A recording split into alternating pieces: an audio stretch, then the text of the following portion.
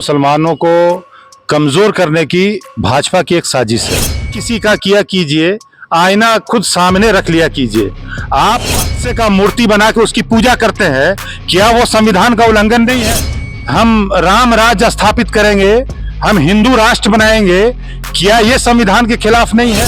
को असंवैधानिक बात बोलते हैं, संविधान के खिलाफ बोलते हैं। कभी बोलते हैं कि ज्यादा बच्चा पैदा करने वाले हैं, कभी कहते हैं कि मुसलमानों को किसी भी कीमत में हम आरक्षण नहीं लेने देंगे। ये सारी बातें असंवैधानिक और संविधान के विरुद्ध हैं। पहले प्रधान वक्फ संशोधन बिल को लेकर काफी विवाद चल रही है। भारतीय मुस्लिम समाज के कई लोग इसका विवाद कर रहे हैं, कई लोग इनका समर्थन कर रहे हैं। जब से ये संसद में पास हुआ ये बिल को लेकर विवाद बढ़ती जा रही है। लोग भाजपा पे आरोप लगा रहे हैं, बहुत कुछ बोल रहे हैं। इस वक्त हमारे साथ बातचीत के लिए मौजूद है जुनैद जी, उनसे बात करेंगे। ये जेएमएम के नेता है, जानेंगे इनका क्या कुछ विचार है। क्या कुछ आपका विचार है? लोग बार बार वक्फ संशोधन बिल को लेकर विवाद पे विवाद कर रहे हैं। देखिए, वक्फ संशोधन बिल जो है ये भारतीय मुसलमानों के लिए एक अपमान का विषय है और भारतीय मुसलमानों को कमज़ोर करने की भाजपा की एक साजिश है। और पूरे देश के मुसलमान इस बिल का विरोध कर रहे हैं। इसमें कई ऐसे प्रावधान किए गए हैं जो मुसलमानों को हाशिए पे ले जाएगी और इसलिए हम वक्फ का विरोध भी कर रहे हैं कि वक्फ जो है वो पूरी तरह से धार्मिक मामला है। जिस तरह हम नमाज पढ़ते हैं, रोज़ा रखते हैं, पूजा करते हैं, उसी तरह वक्फ जो है वो पूरी तरह से धार्मिक मामला है।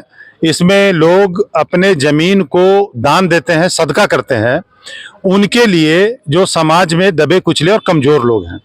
तो इस तरह भाजपा यह बिल लाकर भारतीय मुसलमानों को जो संविधान द्वारा दिया गया अधिकार है, धार्मिक स्वतंत्रता का जो अधिकार है, उसका सीधा सीधा हनन हो रहा है। और इसमें कई ऐसे प्रावधान किए गए हैं जो किसी भी कीमत में भारतीय मुसलमानों को मंजूर नहीं है। इसलिए पूरे देश के मुसलमान इसका विरोध कर रहे हैं। जी, जैसा कि आप जानते हैं कि अभी बहुत लोग इसका विरोध कर रहे हैं, पर जो अभी कोलकाता में जो मामला चल रहा है कि वहाँ पे भी मुस्लिम समुदाय के लोग वक्फ संशोधन बिल को लेकर विरोध कर रहे हैं, उसको आप कैसे देखते हैं? काफ़ी संख्या में उस प्रकार से वहाँ पे अड़फा मचा के रखी है। देखिए, वक्फ संशोधन बिल के विरोध में पूरे हिंदुस्तान में जहाँ भी एहतजाज या आपका प्रोटेस्ट हो रहा है वो बिल्कुल संवैधानिक तरीका से हम लोग कर रहे हैं। और ये जो कोलकाता का बात कर रहे हैं, वहाँ पे भारतीय जनता पार्टी का या कह लीजिए या आरएसएस का या मुसलमानों के विरुद्ध जो सोच रखने वाले लोग हैं, उन्होंने षड्यंत्र किया है। आप देख रहे होंगे नेशनल मीडिया में चल रहा है कि वहाँ दूसरे राज्य के लोग दूसरे धर्म का लिबास पहनकर भीड़ में घुस रहे हैं, हिंसा फैला रहे हैं ताकि मुसलमानों को बदनाम किया जाए। हमारे जो बड़े हैं हिंदुस्तान के मुसलमान, जिनको अपना लीडर मानते हैं और अपना उलमा मानते हैं, बड़े मानते हैं, उनका यह हुक्म है कि पूरे देश में हम जो एहतजाज करेंगे, हम जो प्रोटेस्ट करेंगे, वो संवैधानिक तरीके से करेंगे। हम ना कहीं तोड़फोड़ करेंगे, ना कहीं हिंसा फैलाएंगे। ये षड्यंत्र है मुसलमानों को बदनाम करने का और ये उजागर हो चुका है। झारखंड की राजधानी रांची की अगर बात करें, जो मंत्री है हफीज हुसैन जी, उनका जो बयान आया है, सीने में कुरान हाथ में संविधान, इस पर आपका क्या कुछ विचार है? देखिए, माननीय मंत्री हफीजुल हसन साहब का जो बयान है वो किसी भी दृष्टि से गलत नहीं है। उसको लोग तोड़ मड़ोड़ कर पेश कर रहे हैं।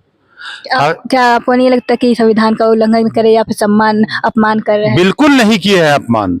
उन्होंने जो बातें कही हैं उसको, पूरी बात को नहीं दिखलाकर, उसको काट छाट कर भ्रम फैलाने के लिए, टीआरपी को बढ़ाने के लिए उनके बातों को गलत तरीका से पेश किया गया है।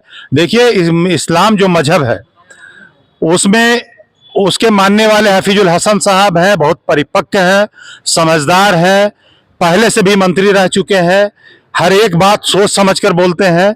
उन्होंने जो कहा वो अच्छी बात कही कि हमारा जो इस्लामिक कानून जो है वो वही कानून ये हमको सिखाता है। हमारे जो नबी है, जिनको पूरे हिंदुस्तान के मुसलमान मानते हैं, उनका यह कहना है कि आप जिस देश में रहिए उस देश का वफादार बन के रहिए, उस देश के कानून को मानिए। तो ये तो हमारा जो अपना धार्मिक विचार है, ये धार्मिक ग्रंथ है, वो भी कह रहा है कि आप अपने संविधान को मानिए। तो इसमें कहीं विवाद की बात नहीं। भारतीय जनता पार्टी के लोग बेवजह इस बात को तूल दे रहे हैं, चूंकि उनके पास कोई काम नहीं है, वो बेरोजगार है और कोई मुद्दा नहीं मिल रहा उनको, इसलिए वो इस तरह का बयानबाजी कर रहे हैं। दूसरी बात मैं कहना चाहूंगा कि आज अगर हफीजुल हसन साहब पर ये लोग उंगली उठा रहे हैं, तो आप देखिए भारतीय जनता पार्टी के वरिष्ठ नेता, बड़े बड़े नेता लगातार ऐसे ऐसे शब्दों और वाक्यों का प्रयोग करते रहे हैं जो गैर संवैधानिक है, जो किसी समुदाय को टारगेट करके कहा जाता है, जो किसी समुदाय को गाली देने के लिए कहा जाता है, वो लोग आज उंगली उठा रहे हैं। बहुत शर्मिंदगी की बात है। मैंने पहले भी कहा, किसी शायर ने कहा था कि बुराई जब किसी का किया कीजिए, आईना खुद सामने रख लिया कीजिए। आप अपने आप में डूबे हुए हैं। एक तरफ आप नाथूराम गॉडसे का मूर्ति बना के उसकी पूजा करते हैं, क्या वो संविधान का उल्लंघन नहीं है? आप कहते हैं कि हिंदुस्तान में हम राम राज्य स्थापित करेंगे, हम हिंदू राष्ट्र बनाएंगे, क्या ये संविधान के खिलाफ नहीं है? और बहुत सारी ऐसी बातें हैं जो खुले तौर पर मंचों से कहा जाता है, उन पर तो कोई उंगली नहीं उठाता। और हमारे माननीय मंत्री जी जो एक बात बोले उसको तोड़ मरोड़ के उसको गलत तरह से पेश करके आरोप लगाना, ये जानते हैं कि अकलियत है, अल्पसंख्यक है, कमजोर है, इनको बदनाम किया जाए, यही षड्यंत्र भारतीय जनता पार्टी कर रही है। आज बीजेपी के कार्यकर्ता और वो काफी तमाम नेताएं राजभवन गए थे, राज्यपाल से मिले, ज्ञापन सौंपे, क्या कुछ कहेंगे इस मामले को लेकर कि इस्तीफा दे देना चाहिए हफीजुल हसन जी को? क्यों इस्तीफा कोई देंगे? अगर हफीजुल हसन साहब, मैंने पहले भी कहा कि हफीजुल हसन साहब से अगर आपको इस्तीफे की मांग करना है तो पहले देश के प्रधानमंत्री साहब से भी इस्तीफे की मांग करिए, जो चुनावी मंच में खड़ा होके मुसलमानों को असंवैधानिक बात बोलते हैं, संविधान के खिलाफ बोलते हैं। कभी बोलते हैं कि ज्यादा बच्चा पैदा करने वाले हैं, कभी कहते हैं कि मुसलमानों को किसी भी कीमत में हम आरक्षण नहीं लेने देंगे। ये सारी बातें असंवैधानिक और संविधान के विरुद्ध हैं। पहले प्रधानमंत्री से मांगे। यूपी के मुख्यमंत्री कई ने हम राम राज्य स्थापित करेंगे, हम हिंदू राष्ट्र बनाएंगे, क्या ये संविधान के खिलाफ नहीं है? और बहुत सारी ऐसी बातें हैं जो खुले तौर पर मंचों से कहा जाता है, उन पर तो कोई उंगली नहीं उठाता। और हमारे माननीय मंत्री जी जो एक बात बोले उसको तोड़ मरोड़ के उसको गलत तरह से पेश करके आरोप लगाना, ये जानते हैं कि अकलियत है, अल्पसंख्यक है, कमजोर है, इनको बदनाम किया जाए, यही षड्यंत्र भारतीय जनता पार्टी कर रही है। आज बीजेपी के कार्यकर्ता और वो काफी तमाम नेताएं राजभवन गए थे, राज्यपाल से मिले, ज्ञापन सौंपे, क्या कुछ कहेंगे इस मामले को लेकर कि इस्तीफा दे देना चाहिए हफीजुल हसन जी को? क्यों इस्तीफा कोई देंगे? अगर हफीजुल हसन साहब, मैंने पहले भी कहा कि हफीजुल हसन साहब से अगर आपको इस्तीफे की मांग करना है तो पहले देश के प्रधानमंत्री साहब से भी इस्तीफे की मांग करिए, जो चुनावी मंच में खड़ा होके मुसलमानों को असंवैधानिक बात बोलते हैं, संविधान के खिलाफ बोलते हैं। कभी बोलते हैं कि ज्यादा बच्चा पैदा करने वाले हैं, कभी कहते हैं कि मुसलमानों को किसी भी कीमत में हम आरक्षण नहीं लेने देंगे। ये सारी बातें असंवैधानिक और संविधान के विरुद्ध हैं। पहले प्रधानमंत्री से मांगे। यूपी के मुख्यमंत्री कई बार मुसलमानों को टारगेट करके इतना खतरनाक बात बोलते हैं जिससे मुसलमानों के सीने में तीर की तरह जो चुभता है, उनको पहले ही बोले कि वो इस्तीफा दे, उसके बाद ये डिमांड करें हफीजुल हसन साहब से, तो शोभा देगा। ये बकवास है। और बोले ना, बेरोजगारी में उठाया कदम गया, ये भारतीय जनता पार्टी का कदम है। जी, हेमंत सोरेन जी को केंद्रीय अध्यक्ष बना दिया गया, जेएमएम का, क्या कुछ कहेंगे? देखिए, हेमंत सोरेन जी के केंद्रीय अध्यक्ष बनाए जाने से पूरे झारखंड के, हमारे झारखंड मुक्ति मोर्चा के जो कार्यकर्ता हैं वो बहुत खुश हैं, इसलिए कि झारखंड राज्य देने वाले और झारखंड आंदोलन में पशोपेश रहने वाले, अपना सब कुछ निछावर करने वाले देशुम गुरु श्री शिबू सोरेन जी, जिनको इतिहास में हमेशा याद रखा जाएगा।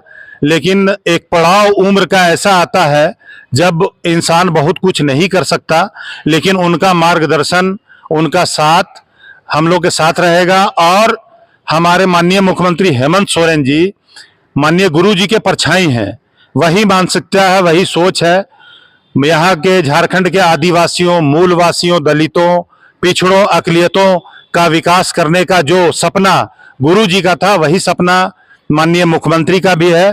तो झारखंड मुक्ति मोर्चा के कार्यकर्ता उत्साहित हैं, आशान्वित हैं कि आने वाले दिनों में हमारा झारखंड और ऊपर जाएगा, आगे बढ़ेगा। जी, जैसा कि आपको बता दें कि भाजपा के एक और आरोप है कि जो हेमंत सोरेन जी को जेएमएम का केंद्रीय अध्यक्ष बनाया गया, तो ये परिवारवादी है। इस पर आप क्या सोचते हैं?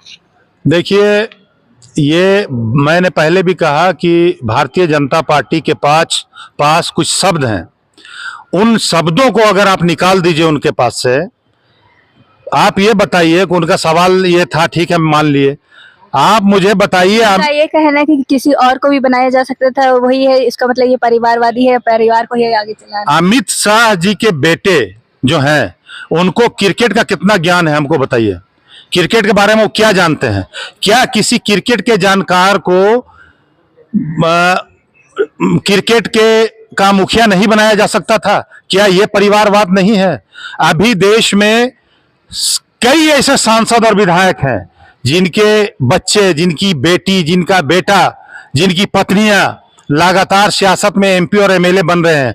उस पर भारतीय जनता पार्टी को क्या कहना है? पहले अपने गिरेबान में वो झांकें, और जब अपना गिरेबान उनको साफ सुथरा नजर आवे, तब वो हमसे सवाल करें तो उसका जवाब देने में मजा आएगा। जी, धन्यवाद।